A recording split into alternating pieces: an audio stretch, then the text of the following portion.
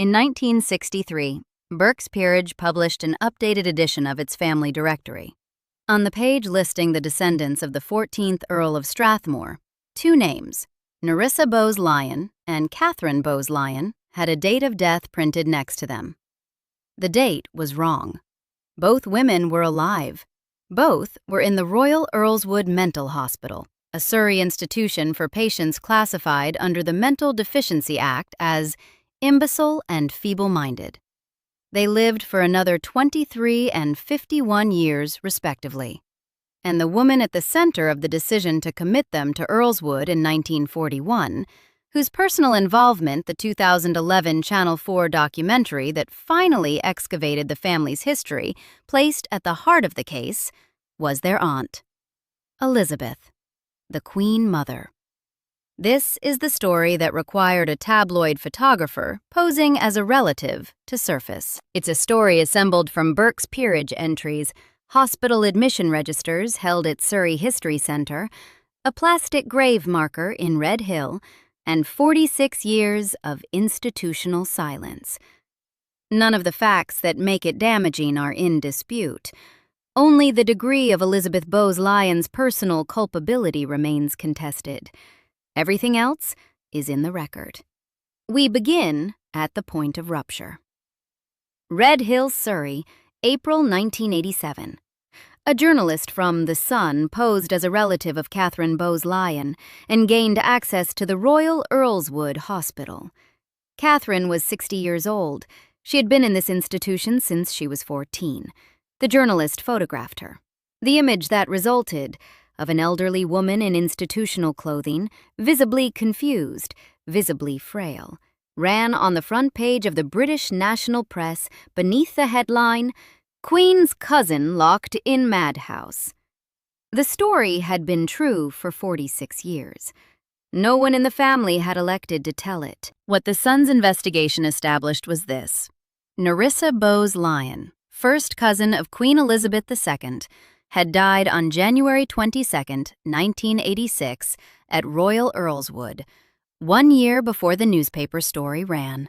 She was 66 years old. No family member had attended her funeral.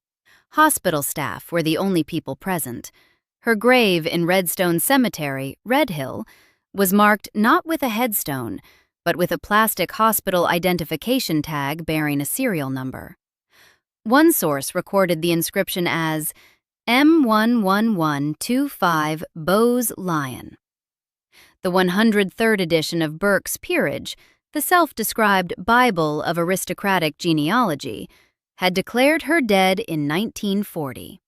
She was, at that point, alive and confined to the same Surrey hospital she'd been in since 1941. Katherine had also been declared dead. Burke's recorded her death as 1961. She had not died in 1961. The Sun's journalist found her there, alive and bewildered, 26 years after her official death date. Buckingham Palace issued a statement in response to the story. "We have no comment about it at all. It's a matter for the Bowes-Lyon family." The family's response arrived through two channels. Lord Clinton, a relative, told the press that the mother of the two women, Fenella Bowes-Lyon, had been a vague person who had not correctly completed the Burke's Peerage questionnaire. Lady Elizabeth Anson, Fenella's granddaughter, issued a statement to the BBC saying there had been no attempt at a cover-up and that many family members had visited the sisters over the years. Both statements offered the same explanation for the falsified death entries in the genealogical record: administrative carelessness. An editor at Debrett's Peerage, Burke's direct competitor, the same class of authority on the same class of records, was asked about that explanation. His response was brief. "An oversight like that doesn't happen." Burke's Peerage in the 1963 edition had not merely omitted the sisters' names or left a death column blank. It had printed specific death years: 1940 for Nerissa, 1961 for Katherine. Both specific, both false. Both impossible to attribute to a vague woman accidentally filling out a form. A vague person leaves blanks. A specific false year is a choice. The Los Angeles Times ran a follow-up story on April 6, 1987, confirming what the Sun had reported. A second Los Angeles Times story, published on April 8, 1987, added one further detail that the initial coverage had not fully emphasized. On the same day in June 1941 that Nerissa and Katherine were admitted to Royal Earlswood, 3 other women were admitted alongside them. Their names were Idonea, Etheldreda, and Rosemary, the daughters of Harriet Hepburn Stewart Forbes Trefusis, who was the sister of Fenella Bowes-Lyon, the sister's mother. 5 women institutionalized on a single day, from 2 interrelated families in a coordinated act whose logistics required planning across at least 2 households. The cover-up, measured from the date of committal to the date of publication, lasted 46 years. It ended not through family conscience, but through tabloid journalism. Begin with the people themselves. Nerissa Jane Irene Bowes-Lyon was born on the 18th of February, 1919, in Belgravia, London. The 1921 census records her as a 2-year-old, listed as Nerissa Jane Lyon, daughter of John Herbert Bowes-Lyon, stockbroker, at 9 Queen Street, St. George's, Hanover Square. Her father was 35. Her mother, Fenella, was 31. Her sister, Anne, was 3. Nerissa's birth had been registered in Chelsea the previous year. Katherine Juliet Bowes-Lyon was born on the 4th of July, 1926, in Westminster. Their father, John Herbert Bowes-Lyon, had been educated at Eton and New College, Oxford. He had served with the Black Watch in the First World War before returning to his job in the city at the firm Rowe and Pitman. He was the second son of Claude Bowes-Lyon, 14th Earl of Strathmore, and therefore the brother of Lady Elizabeth Bowes-Lyon, the future Queen Mother. He was the uncle of Queen Elizabeth II. He died on the 7th of February, 1930, at Glamis Castle from pneumonia, aged 43. Nerissa was 11 years old. Katherine was 3. From 1930, their mother Fenella was their sole immediate parent and legal guardian. Both girls' conditions had been apparent within months of birth. Neither developed speech. Both were classified under the categories of the Mental Deficiency Act, 1913, as imbeciles, the Act's second most severe designation, applied to persons whose intellectual incapacity, present from birth or early childhood, left them unable to manage their own affairs. The Act's 4 categories, idiot, imbecile, feeble-minded, and moral defective, were the language of the British state's approach to disability in this period, clinical, administrative, and concerned primarily with institutional management. In the years following John's death, the 2 girls lived with their family and were sent initially to Arniston School in Hemel Hempstead, an institution specifically established to provide care for the disabled children of aristocratic families. It was, by the standards of its time, a private and socially legible option. It kept them out of the workhouses and county institutions, where those without money or connections were placed. By 1936, their aunt Elizabeth Bowes-Lyon had become Queen Consort. King George VI had ascended to the throne following his brother's abdication. The royal family's public image was under intensive management, a deliberate construction of domesticity, stability, and health, built in part to recover the credibility damaged by the abdication crisis. The image required normalcy. It required the projection of a wholesome family, genetically and morally reliable, embodying what the nation was supposed to aspire to. Into that carefully managed image, the continued visible existence of 2 severely intellectually disabled first cousins of the Queen didn't fit.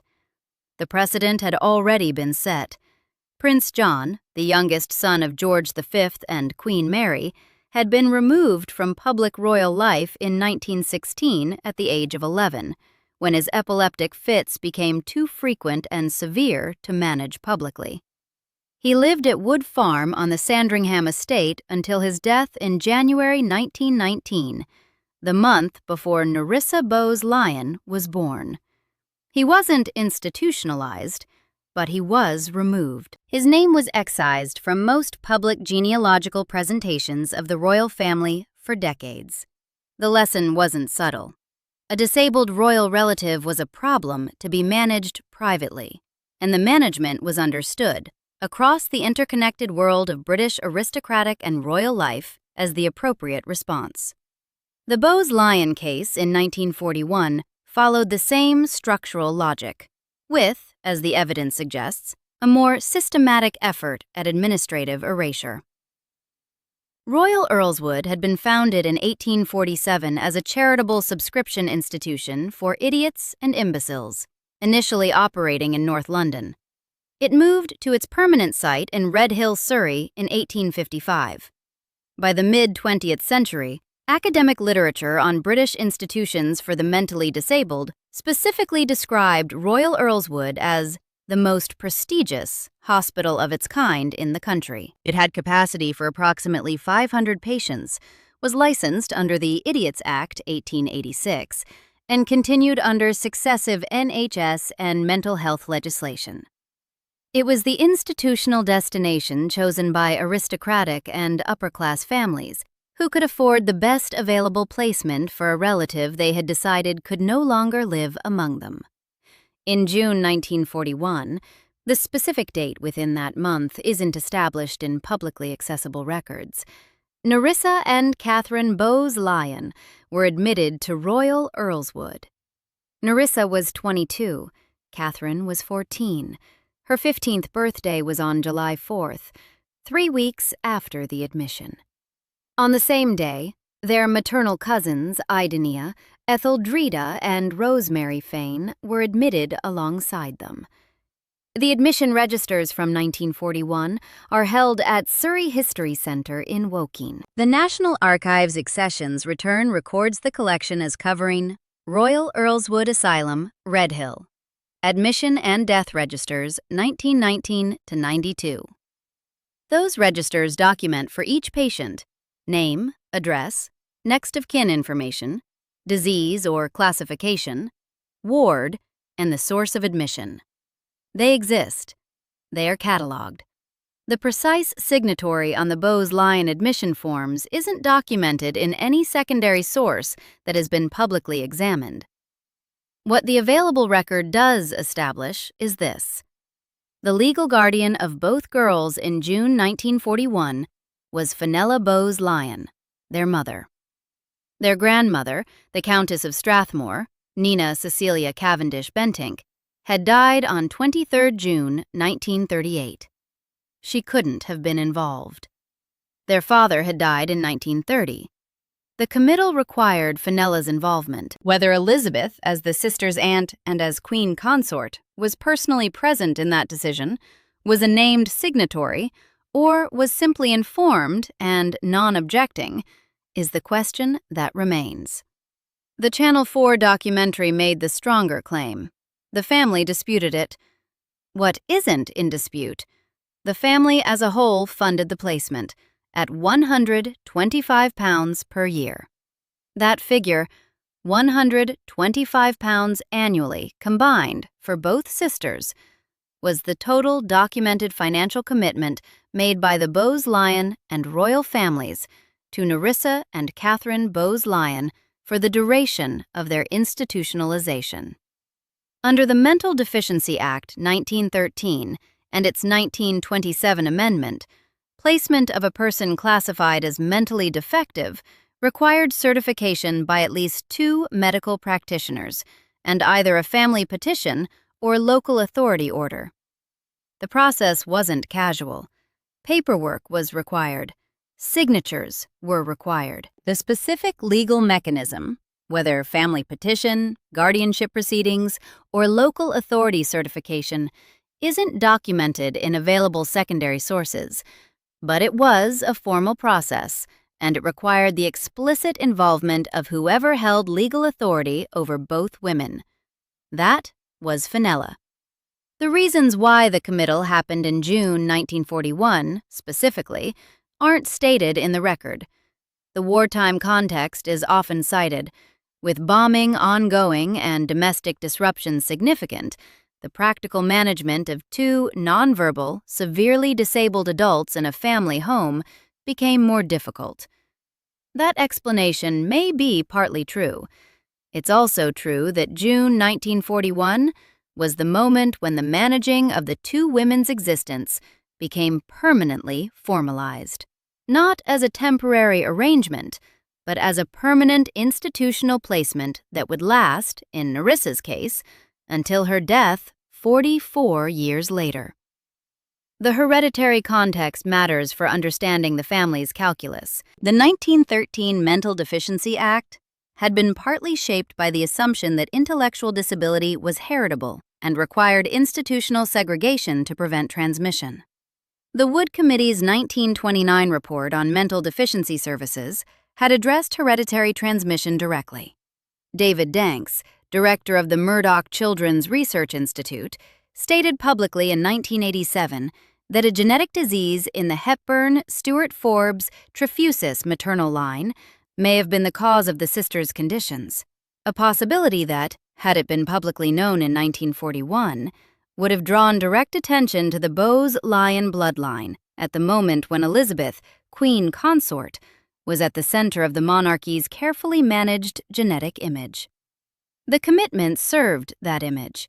The falsification of the record, which came 22 years later, served it further. The 1963 Burke's Peerage entry is where the women weren't merely hidden, but killed on paper. Burke's Genealogical and Heraldic History of the Peerage, Baronetage, and Knightage, 103rd edition, published in 1963, edited by Peter Townend. Under the entry for the descendants of Claude Bowes-Lyon, 14th Earl of Strathmore. Nerissa Bowes-Lyon, died 1940. Katherine Bowes-Lyon, died 1961. Both entries false. Both women alive and in residence at Royal Earlswood. The publication process for Burke's in this period relied primarily on family-submitted information. There was no independent verification of death dates against Registrar General's records or any other primary source. A prominent aristocratic family submitting information about its own members was, for practical purposes, the authority on what Burke's printed. The person, or people, who provided the false information to Burke's did so knowing it was false, or, at minimum, made no effort to verify whether the two women they were reporting as dead were actually dead.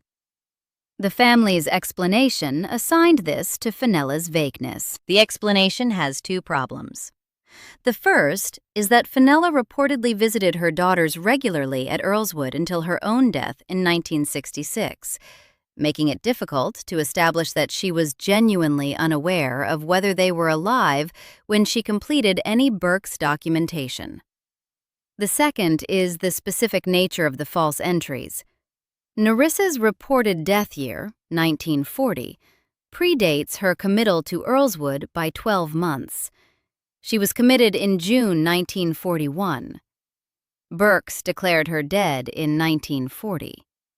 Whoever supplied that date wasn't simply forgetting to update a form. They were inventing a death that preceded the commitment itself.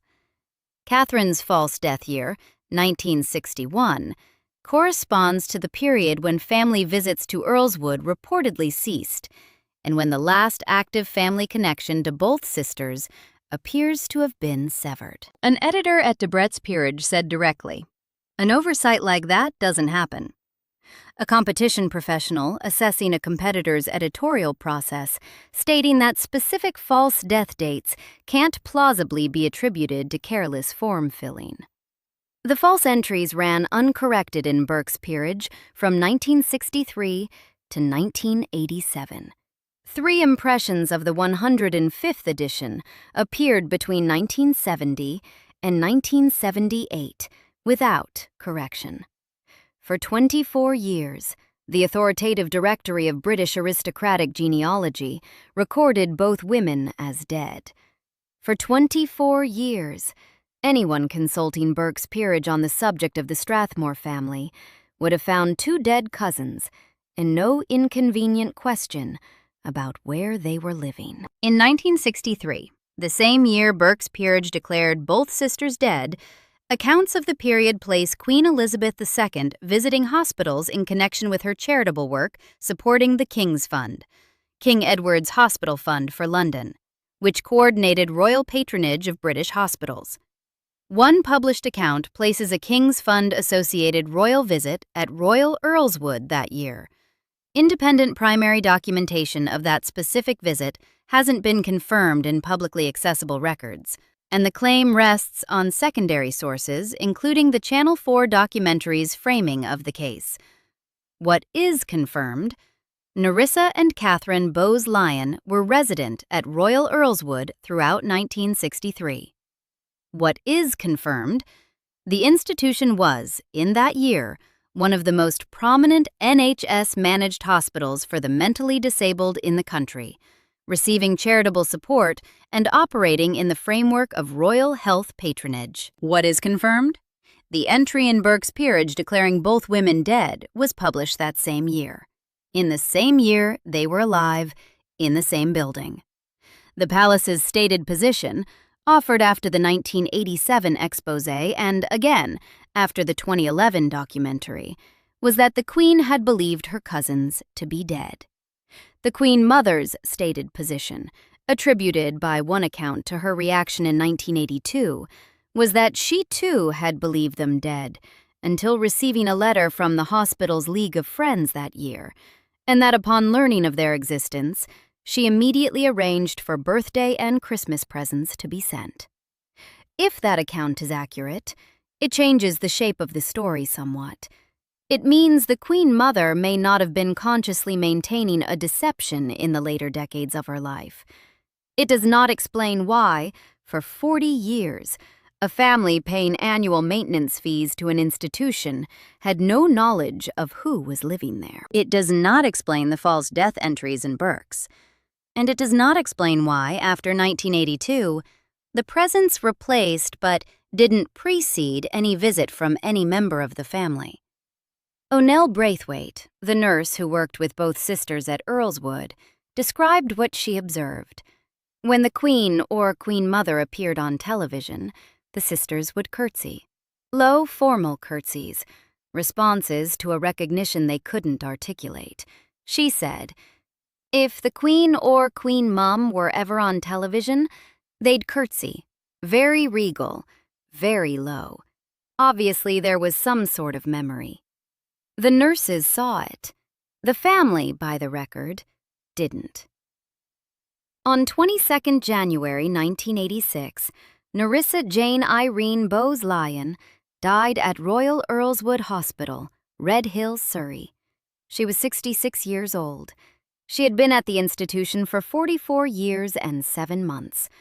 The death was registered in the Surrey Southeastern District in the first quarter of 1986. She was buried at Redstone Cemetery, Reigate and Banstead Borough, the cemetery adjoining the hospital where many of its long-term patients were interred. No family member attended the funeral. The only people present were hospital staff. Her grave was marked with a plastic hospital identification tag. The tag bore a serial number. One account records it as M11125, and her name. Not engraved stone, not a family inscription. A piece of manufactured plastic, the kind hospitals use to mark the graves of patients whose families had not arranged anything more permanent. The tag was the hospital doing the administrative minimum in the absence of any family directive. Burke's Peerage, at that point, still recorded Nerissa as having died in 1940. She had been officially dead for 46 years before the plastic tag confirmed that she had actually died at Royal Earlswood in January 1986, with no one from her family present. The Sun story ran in April 1987, 14 months after Nerissa's burial. Among the details that drew public attention was the plastic grave marker, the concrete, visible proof that a woman who shared grandparents with the monarch had been buried in conditions that, as Vanity Fair later characterized it, amounted to a pauper's grave. The family's response, once the story ran, was to install a proper headstone. The headstone was organized by 3 grandchildren of Fenella and John Bowes-Lyon, Lady Elizabeth Shackerley, the 5th Earl of Lichfield, and Katherine Somerville, Nerissa's niece and nephews by her sister Anne's marriage. The headstone arrived after the tabloid story. It arrived after a journalist's enquiry about what had been placed on the grave made the original marker impossible to continue ignoring. The Royal Earlswood nursing staff who cared for Nerissa over those 44 years gave accounts of what her daily life looked like. She had no speech, but communicated through pointing and sounds. Those who knew her could understand what she was trying to say. Dot Penfold, the former ward sister, described her as having personality and character, mischievous, like a child, with specific responses to the people around her. A specific person in a specific place who had been there long enough that the staff knew her. That is the life the plastic tag was marking. That is the life the family had paid £125 a year to maintain. Katherine Juliet Bowes-Lyon outlived her sister by 28 years. She died on February 23, 2014 in Surrey, aged 87. She had spent 73 years in institutional care. Royal Earlswood closed in the mid-1990s. Sources aren't entirely consistent on the exact year.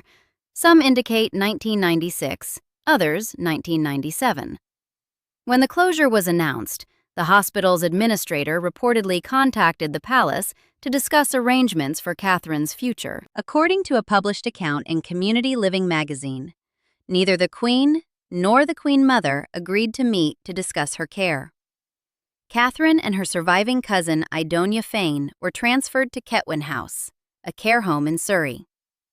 When Ketwin House itself closed in 2001, they were moved again. Katherine spent the last years of her life in a 3rd care facility in Surrey. The Queen Mother died on March 30, 2002. She was described, in every obituary that ran in Britain, as the beloved grandmother of the nation. Katherine was still alive. She was 75 years old. She was living in a care home in Surrey that she had been transferred to when her previous care home closed, because she had run out of institutions that could absorb her. Katherine's death on 23 February 2014 wasn't announced publicly for several weeks. When the announcement came, a family spokesperson stated that the delay was because of the sensitivities involved. A private family funeral was held. No public obituary was issued at the time of her death. She was buried at Redstone Cemetery, close to her sister. The Channel 4 documentary about the sisters had aired in November 2011, 2.5 years before Katherine died. Nothing in Katherine's circumstances changed as a result of it. She remained in institutional care. She wasn't visited by any documented family member. She died in the care of strangers, as she had lived. In November 2011, Channel 4 broadcast The Queen's Hidden Cousins, directed by Kelly Close and produced by Minnow Films. The production company's synopsis described the film as seeking to tell the story of Nerissa and Katherine Bowes-Lyon and contextualize the changing attitudes to learning disability in British society over the 20th century. It drew on interviews with nurses and carers who had worked at Earlswood. It presented the hospital records of the sisters' time there. It made strong claims about the family's involvement in the 1941 committal. Before the broadcast, the Daily Express reported that the Queen was hugely distressed by the prospect of the program.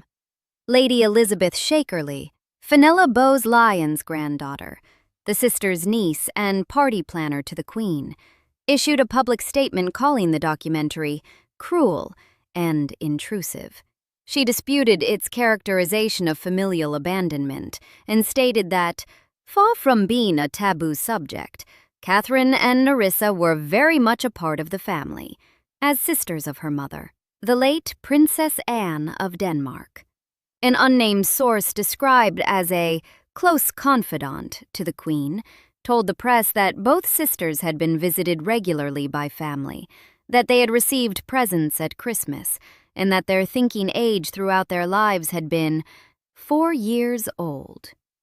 The statement didn't address the false Burke's Peerage entries.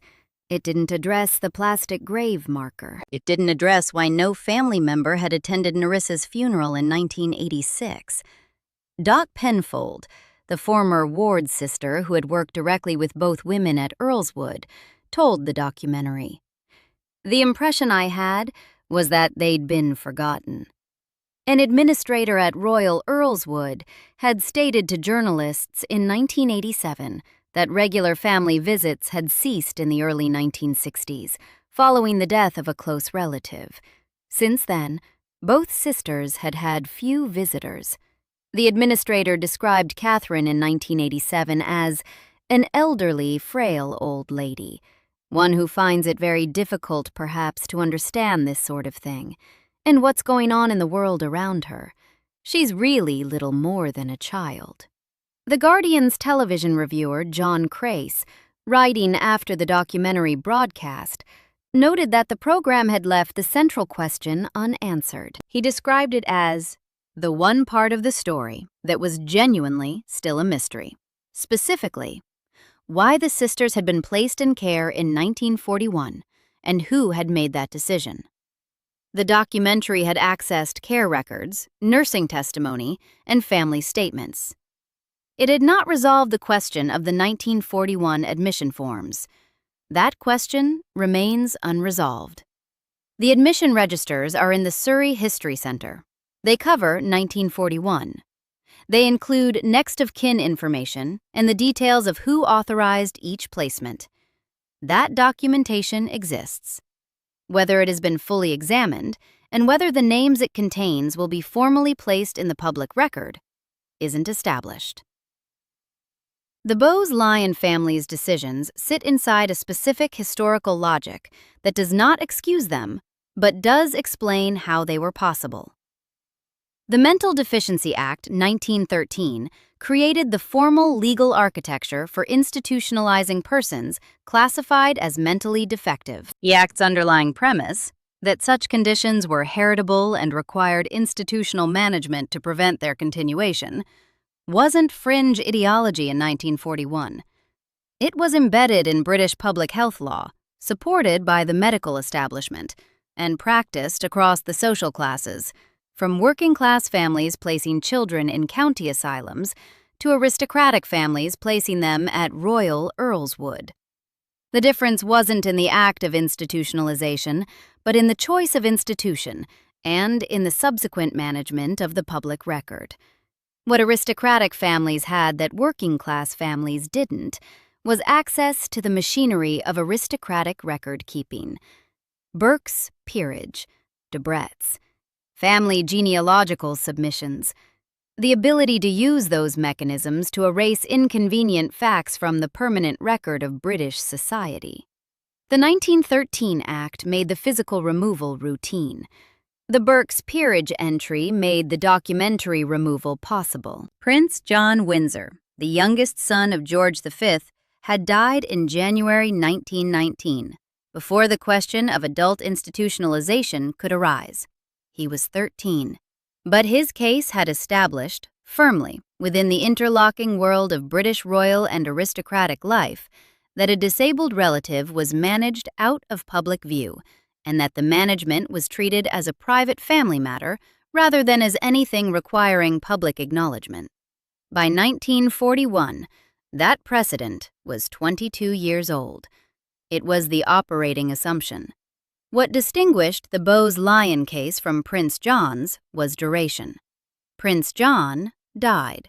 Nerissa and Katherine lived. They lived for decades. They lived through the Second World War, through the Festival of Britain, through the coronation that O'Neill Braithwaite's nursing colleagues watched with their patients on a hospital television. They lived through Princess Diana's wedding in 1981, which Braithwaite remembered. I remember pondering with my colleague how, if things had been different, they would surely have been guests at the wedding. They lived through the Queen Mother's 80th birthday, her 90th, her 100th, through all the celebrations of a long, publicly beloved life. They were alive for all of it. And for most of it, the Burke's Peerage entry said, they were dead. When the Queen Mother died on March 30th, 2002, the front page of every newspaper in Britain carried the phrase, "Beloved Grandmother of the Nation." Nerissa Bowes-Lyon had been dead for 16 years by then. Her grave, in Redstone Cemetery, Redhill, had no family name on it until a tabloid investigation forced one. The original marker was made by the hospital. It bore a serial number and her name. It was plastic. It was replaced with a proper headstone in 1987, after the Sun story broke. Nobody in the family had arranged one before then. If you want more stories like this, subscribe.